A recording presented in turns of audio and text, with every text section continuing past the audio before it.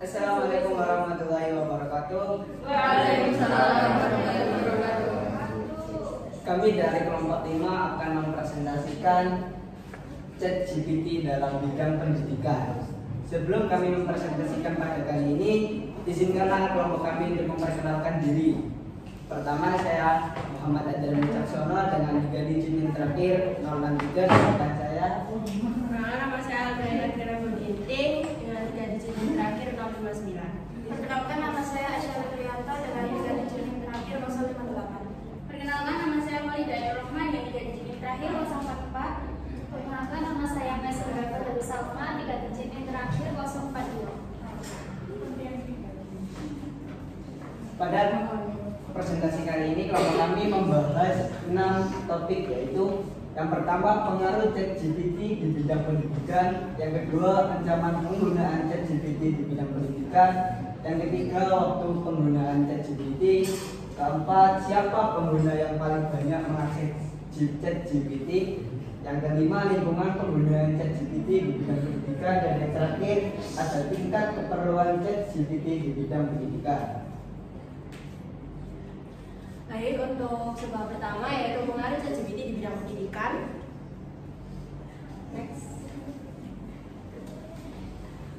ChatGPT atau bisa disebut Generative Pre-trained Transformer merupakan teknologi mesin berbasis kecerdasan buatan (AI) atau Artificial Intelligence yang dilatih untuk bisa menirukan percakapan manusia menggunakan teknologi NLP yang dapat memberikan akses instan untuk menerima informasi dan penjelasan mengenai berbagai topik, mulai dari yang sederhana hingga kompleks. Lalu untuk pengaruh ChatGPT dalam bidang pendidikan, penggunaan ChatGPT berpotensi meningkatkan efisiensi dan efektivitas sistem pendidikan secara signifikan karena dapat memecahkan suatu permasalahan, membantu dalam merumuskan sebuah pemikiran dengan cepat dan kemudahan lainnya. Penggunaan alat ChatGPT dalam membuat tugas dan karya tulis esai sangat menguntungkan bagi pelajar tingkat sekolah maupun perguruan tinggi. Selain itu, ChatGPT sangat berguna bagi guru dan dosen sebagai alat untuk menyusun RPP, menilai hasil belajar siswa, dan menghasilkan bahan pembelajaran tambahan. Lalu yang kedua adalah ancaman penggunaan ChatGPT di bidang pendidikan.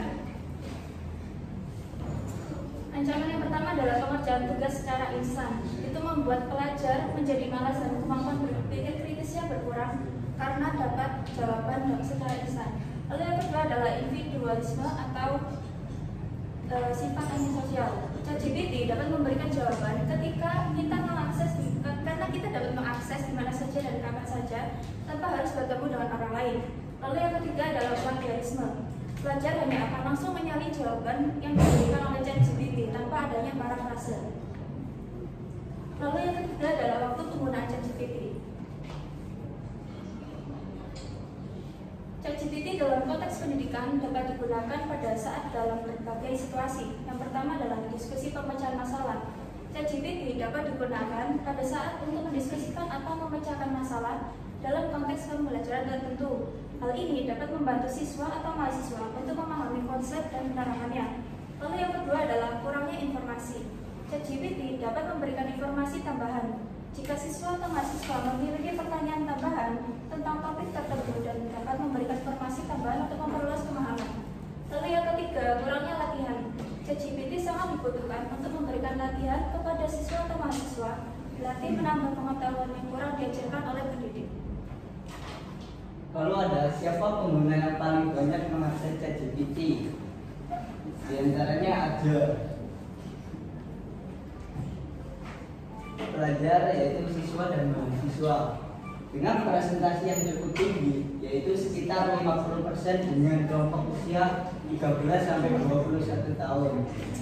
Membantu mereka dalam pengerjaan tugas, proyek atau mata pelajaran.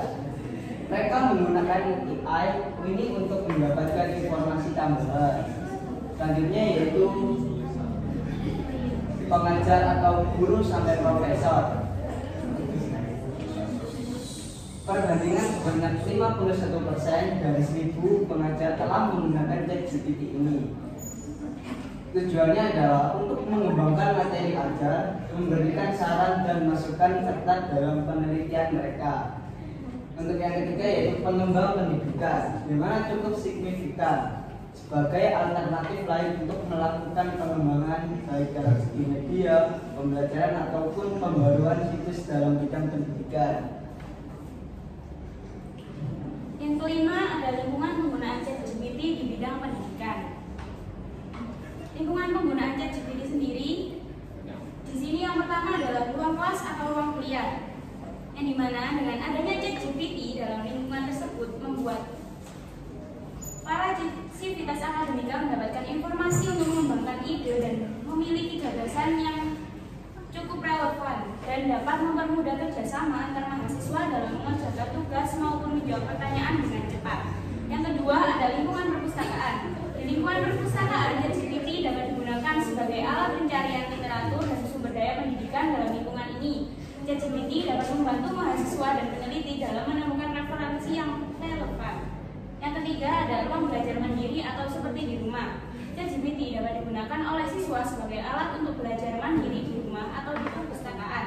ChatGPT dapat secara efektif mendukung siswa dalam ruang belajar mandiri dengan menjawab pertanyaan, meninjau materi, memecahkan masalah, pemberian contoh bahasa asing, pelajaran tambahan, sumber referensi, dan pelatihan ujian. Yang selanjutnya adalah laboratorium penelitian. Dalam konteks penelitian, ChatGPT dapat digunakan untuk pencarian literatur, merumuskan hipotesis, analisis data, penulisan laporan penelitian, sumber daya metodologi, pemahaman teori, sumber referensi, dan protokol eksperimen. Yang selanjutnya ada di lingkungan program pelatihan dan workshop. ChatGPT dapat digunakan dalam program pelatihan atau workshop untuk menjawab pertanyaan peserta dan memberikan panduan tambahan. Nah, untuk menciptakan lingkungan yang sesuai kebutuhan pengguna dengan memastikan akses yang mudah, konektivitas internet yang stabil, dan dukungan teknis yang diperlukan. Selain itu, etika dalam pedoman penggunaan ChatGPT harus selalu diperhatikan dalam lingkungan pendidikan ini. Penggunaan ChatGPT dalam bidang pendidikan perlu adanya pengawasan dari pendidik tersebut. Yang kelima yaitu ada tingkat keperluan ChatGPT di bidang pendidikan. Penggunaan ChatGPT dalam bidang pendidikan dapat memberikan manfaat sekaligus dampak positif yang signifikan seperti yang pertama, pembelajaran personalisasi. ChatGPT dapat merespon kebutuhan dan tingkat pemahaman individu siswa. Ini memungkinkan pendekatan pembelajaran yang lebih personal, di mana siswa dapat mengajukan pertanyaan dan menerima penjelasan yang sesuai dengan tingkat pemahaman mereka. Selain itu, ChatGPT dapat memberikan rekomendasi tentang bahan bacaan, video atau sumber tambahan yang relevan dengan materi pelajaran sesuai dengan minat dan kebutuhan siswa.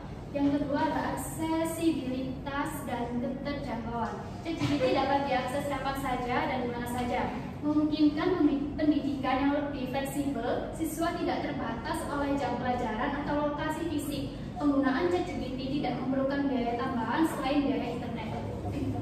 Yang ketiga adalah pengayaan kurikulum. ChatGPT dapat menjadi sumber informasi tambahan yang membantu melengkapi kurikulum pendidikan. Ini dapat membantu siswa mendapatkan wawasan yang lebih dalam dan beragam tentang topik tertentu. Dapat mengadakan percakapan interaktif dengan siswa untuk menjelajahi topik tertentu secara lebih mendalam. Yang keempat ada bantuan tugas dan pemecahan masalah. Misalnya, siswa dapat meminta bantuan dalam menulis esai, menjawab pertanyaan, menyelesaikan soal matematika, dan memahami konsep-konsep yang sulit. Yang kelima ada pendukung guru dan dosen. ChatGPT dapat membantu guru dan dosen dengan berbagai cara, termasuk penyediaan materi tambahan, pembuatan soal ujian, dan bahkan pengembangan metode pengajaran yang lebih efektif.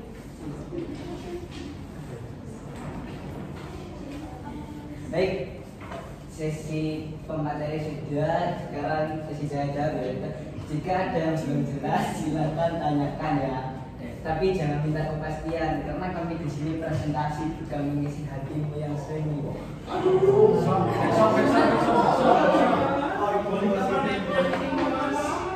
Tapi jika malu bertanya bisa di jalan. Tapi ini di kelas, jangan bukan di jalan. Jadi nggak usah nanya ya, nggak bakal kesesat kok naik. Perkenalkan awal mulanya Prasetya Putri dengan pribadi terakhir 054. Ini bertanya bagaimana efektivitas ChatGPT dalam memberikan dukungan individual kepada belajar dengan gaya belajar yang berbeda. Nama saya Ilham Maulana Praka dengan digit terakhir 053. Saya ingin bertanya, menurut kalian untuk beberapa tahun ke depan, bagaimana ChatGPT akan mempengaruhi sektor pendidikan? Bisakah kalian memberikan contohnya? Lalu tentu saja hal tersebut tidak hanya membawa hal positif namun juga negatif. Jadi apa yang bisa kita persiapkan untuk menghadapi hal tersebut? Sekian dari saya, terima kasih. Di sini saya izin menjawab untuk pertanyaan saudari Amel, yang dimana pertanyaannya bagaimana efektivitas ChatGPT dalam memberi dukungan individual kepada pelajar dengan gaya belajar yang berbeda. Efektivitas ChatGPT dalam memberikan dukungan individual kepada siswa dengan gaya belajar yang berbeda dapat dievaluasi melalui beberapa pertimbangan. Yang pertama, ada personalisasi pembelajaran. Yang kedua, ada keterlibatan siswa. Dan yang ketiga, ada pemecahan masalah. Yang keempat, umpan balik yang konstruktif. Dan yang kelima, ada adaptasi dinamis. Dan yang terakhir, ada evaluasi hasil belajar. Yang selanjutnya, dengan mempertimbangkan aspek-aspek ini, kita dapat mengevaluasi sejauh mana ChatGPT efektif dalam memberikan dukungan individual kepada siswa dengan gaya belajar yang berbeda dalam konteks pendidikan. Sudah menjawab? Di sini saya akan menjawab pertanyaan dari Ilham.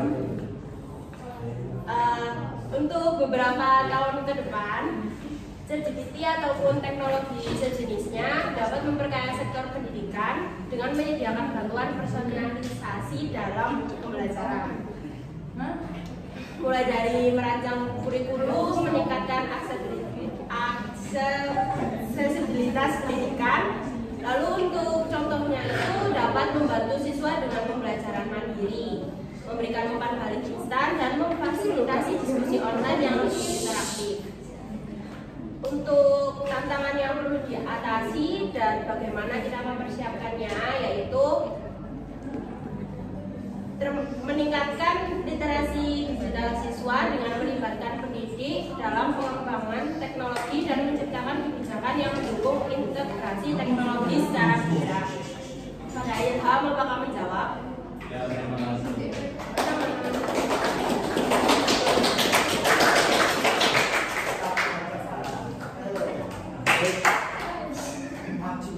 Masih tanya jawab pada kelompok kami sudah selesai. Kami dari kelompok 5 undur diri. Jika ada salah kata dari kelompok kami mohon dimaafkan. Kami dari kelompok 5